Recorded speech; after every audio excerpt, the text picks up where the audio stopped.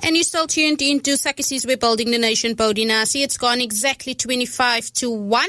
And we are basically sitting here with Ilam, Peterson, Derby and Declan. And they are from Cherrywood House, which is an organization currently offering a free family support group for family members who are impacted by addiction. And the support group is a resource specifically for family and not the individual suffering from the addiction. So they're just going to be telling us a little bit more about this. As we do know, especially on the Cape Flats, it is quite high where a lot of youngsters are basically under the influence of substance abuse. So hence they're just going to be telling us a little bit more about what you can basically do in a case like that. So good afternoon, how are we all doing? Good afternoon to you. Thank you, Jasmine, for having us. And it's only a pleasure to be speaking to you. Like I said, this is a big problem on the Cape Flats, and it is important to address this. And also where parents might have felt like, I've given up, I don't know what to do anymore. So rather address the issue than just pretend that it don't exist. That it doesn't exist. Yeah, exactly. Often we have family members coming in, who are at the point of despair, and actually, you're right in the sense that they hold it secret. A lot of the reason is because of shame. So there's a lot of stigma attached to it. They feel that people will judge them. They don't really want people to know that, oh, my child is addicted to a substance. And what ends up happening is addiction sort of thrives on secret keeping, right? The addict loves the fact that people don't talk to each other so that they can get away with lies. And so by the time family members come into us, they're down, they're in a place of despair. And over the years, what we found is that family members are often neglected. So when an individual goes into treatment, they get all the help that they could possibly get, and the family members go into 1 or 2 sessions, and not enough tools, not enough resources are out there. And this is actually why we decided to do something like that. I don't know, Dec, if you want to jump in there.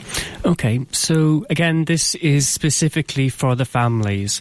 So like Alam was explaining, when an addict comes into treatment, the family often step back.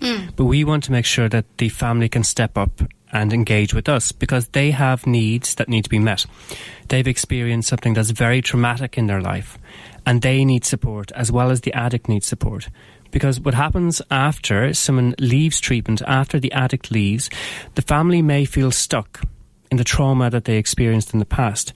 And we want to help them to get through that. So that means practically that we help the family to improve communication. We have difficult, challenging conversations about how to rebuild trust within the family and how to establish and maintain healthy boundaries within the family. Declan, and I think it is important then to ask, what is the impact of addiction that it leaves on the family at the end of the day? Okay, so first and foremost, the family will probably blame themselves. They'll say to themselves, where did I go wrong? In with my brother, with my sister, with my father? They usually blame themselves, and it makes it more difficult for them to see that they also need support. They also need a process of healing, and that's where we come in. We want to make sure that the family as a whole are able to get through this very difficult time and come out the other end wiser and feeling better for it, so that if the same thing were to happen to someone else, they can talk to a family and they can say, listen, I've been where you are, and there is hope. There is a process that you can go through, and something beautiful can come out of it. And based on all your findings and your research then, why do you specifically think that someone becomes an addict? Because I personally know people that are addicts basically, and if you look at the background, they come out of good homes and their parents are church-going people and so forth. But yet, those are the people that also still yet fall into using substances and so forth. Why do you think that is? I mean, there are very many theories out there. The disease model talks about the fact that it's genetic and that it lives within us, and it doesn't really matter what the cause is. The fact is that they all present with the same symptoms. And one of the things that we very much talk to family members about is, or try and get them to understand, is that I didn't cause it. Meaning nothing I said or did caused my child or my husband to do this. He did it because he's an addict.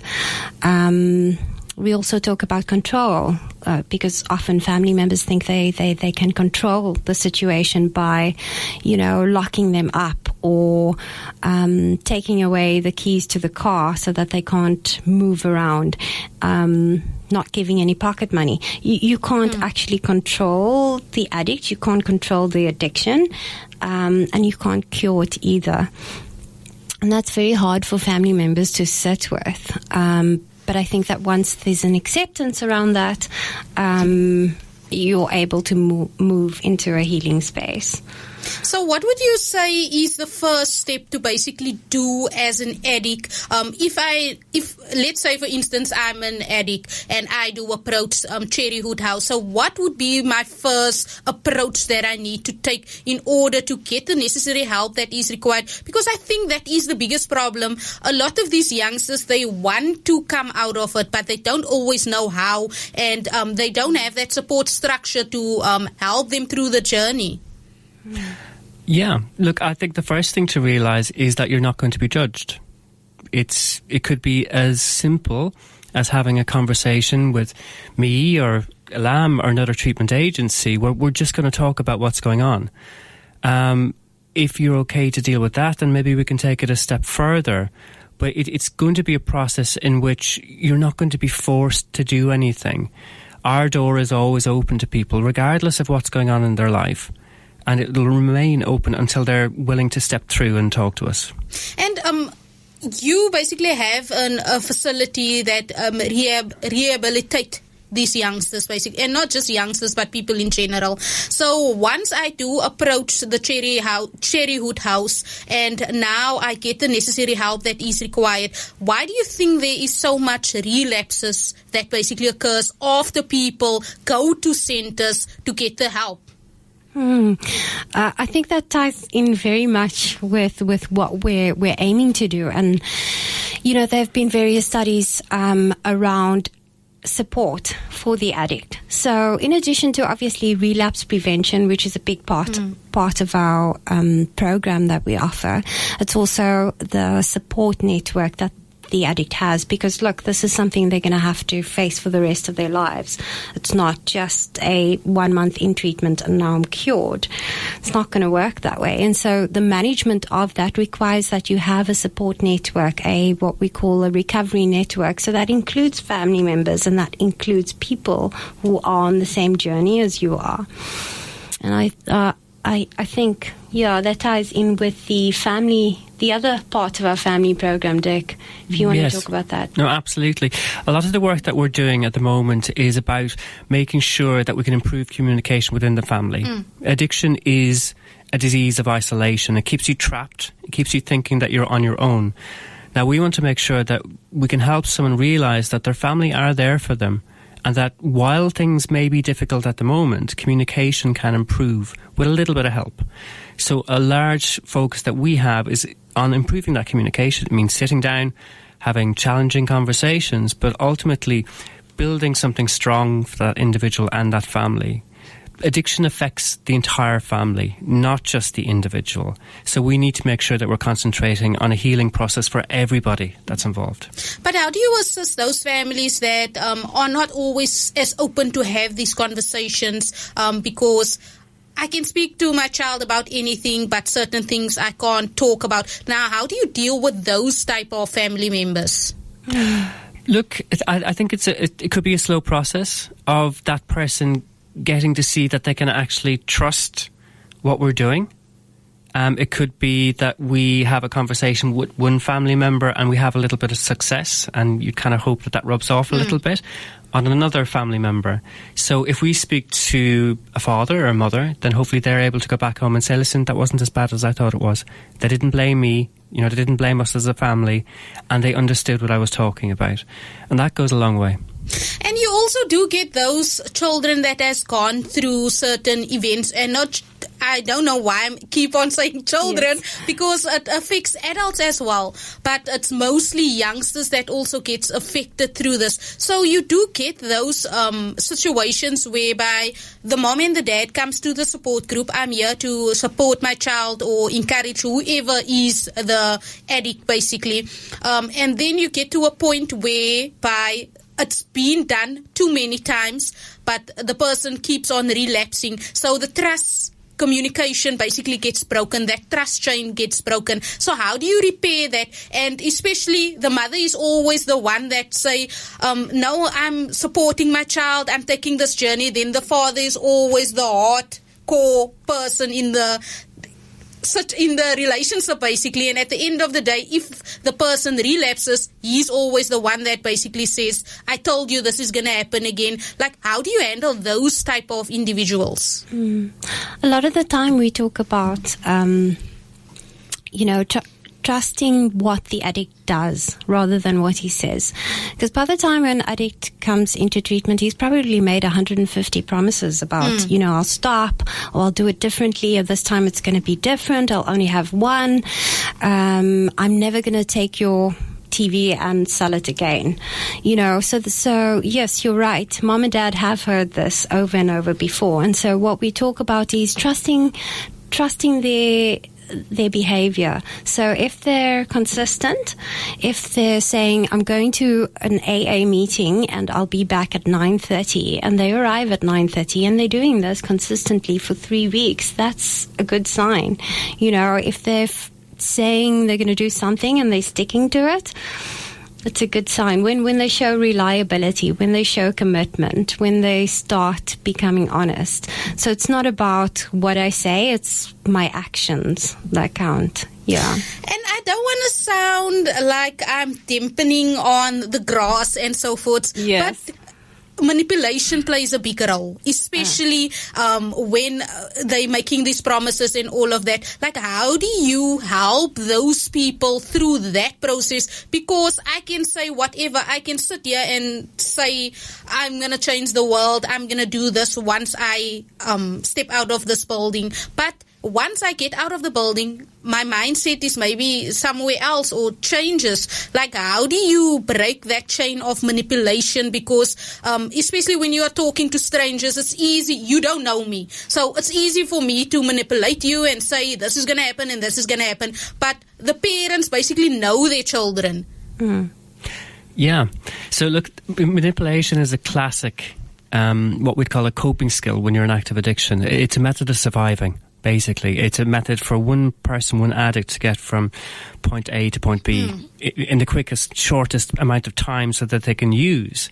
And if that means lying, if that means cheating, stealing, pushing people around, that's what they're going to do. What we do is we help people to identify that worked very well for your active addiction. It was great. But you're not in active addiction anymore. You started a process whereby you're in treatment and you're coming into what we call recovery. So we're able to help them to identify new coping skills that they can put in place.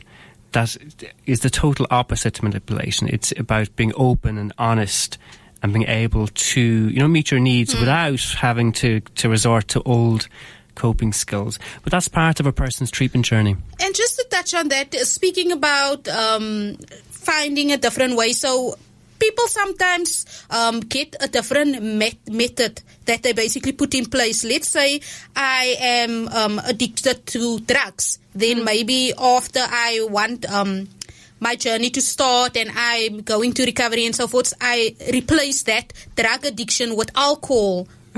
Like how do you deal with that process?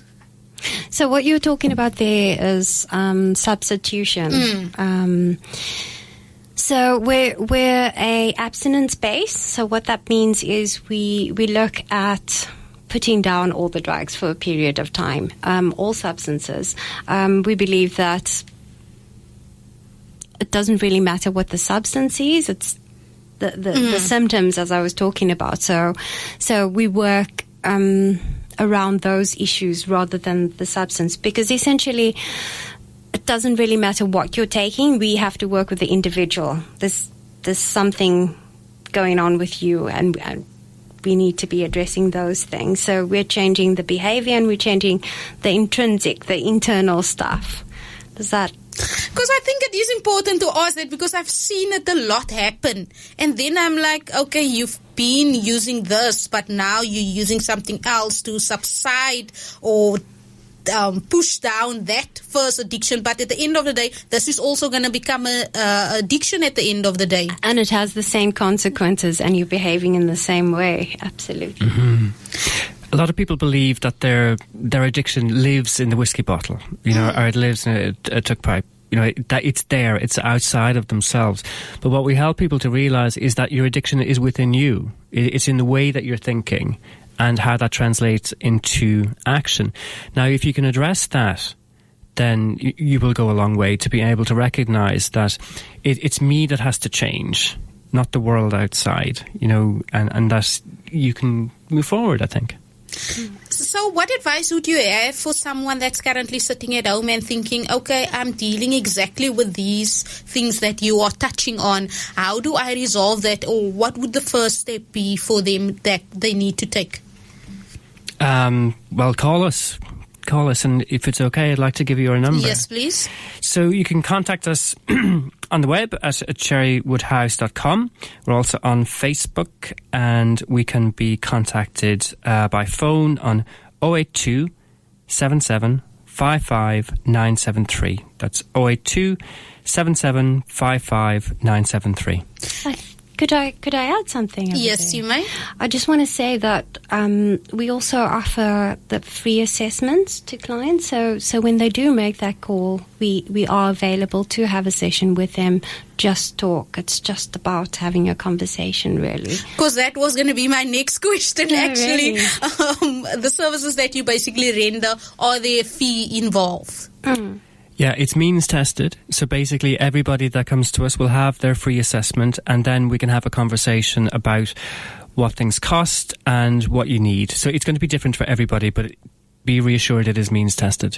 And if you need to, or if you have to estimate how of a great success rate would you basically say Cherrywood House has? I think that comes down to what people are willing to do after they leave. Now, we can do some wondrous things while people are in treatment, but if they're not kind of walking the walk, so to speak, afterwards, then that's going to fall apart very quickly. We offer a free aftercare package that's, quite intensive and can go on for a very long time, as long as someone wants, really. So as long as they're engaging with someone, the chances of them remaining drug alcohol free go up.